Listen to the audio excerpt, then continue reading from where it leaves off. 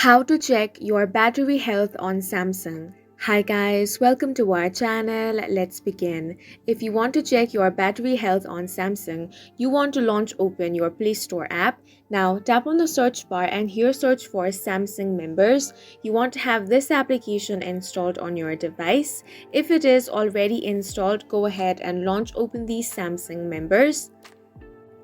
Here, you want to tap on the diagnostics option over here. If you do not find it here, you can tap on support over here and find the option of phone diagnostics. Tap on that. Now you can test all of that, but since you only want to check your battery health, go ahead and tap on the battery status option. Now, it's going to show you your battery health status over here. If you want to check it again, tap on test again. As you can see, it is checking over here. Mine says normal, but if yours says it requires action, then you want to follow the instructions given over here, and in this way you can check your battery health.